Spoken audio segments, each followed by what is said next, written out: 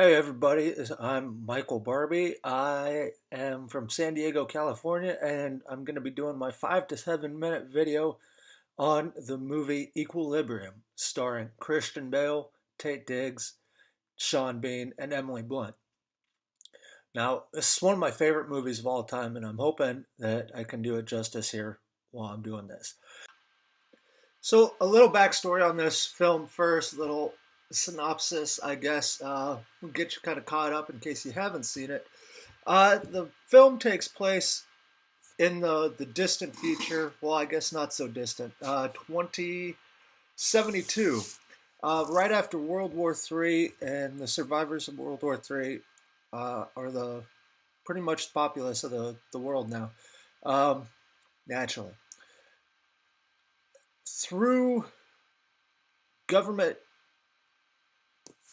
uh, policy and all this, the entire country is supposed to be taking this pill, this medicine that completely blocks emotion and feeling and all of that, which subsequently blocks art or the creative side of the person's being, seeing as how art is primarily emotion based.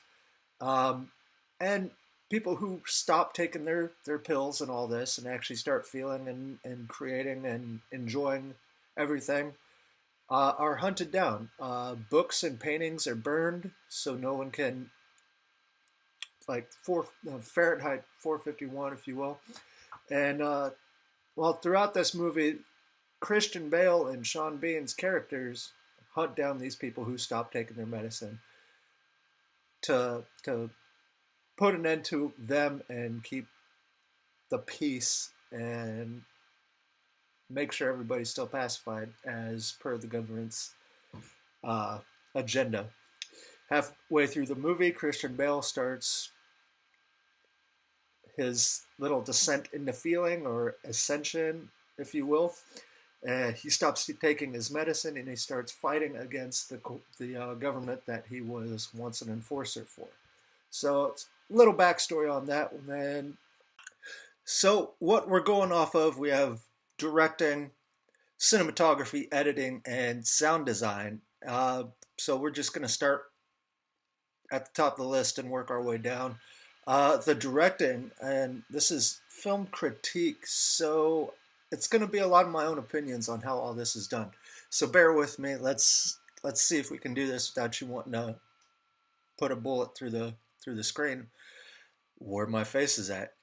So directing, I think one of the biggest challenges for the director was the first half of this film is based on a society that doesn't feel and doesn't have emotions. So making sure you're directing your actors and your characters in a way that reflects this, I feel is going to be a little more challenging because most of the time you'll want the emotion. It's what people want to see is the emotion, and I think the director did an amazing job directing all these characters to not have emotion. Definitely sucks you in just as much as the emotion would, because you want to kind of see where all of this is going, and uh, they do a very good job at doing this. The director's interaction with the cinematographer here had to definitely be a challenging one. The backgrounds, the sets, they're all neutral colors and blacks and grays and very little light and kind of dim. Just the kind of color palette you would see or you would associate with lack of emotion or a neutral thing. Uh, Doing that, getting all of these cameras lined up, all the cameras, all the lights lined up for this dark, kind of meant to be depressing point here is where you're gonna have the issues. And the cinematographer and the director did an amazing job pulling this together.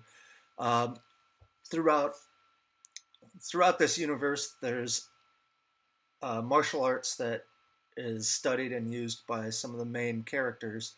called Gun Kata. Now, Gun Kata is very flashy gunfighting and a lot of quick movements, a lot of weird angles, and of course, you got the guns going off and all that. So the cinematographer working to make sure all those angles are done properly, uh, where the bullets end up, where they started, and getting that chaos accurately put into the director's field of vision and in the way that the director wants the vision definitely had to be a problem.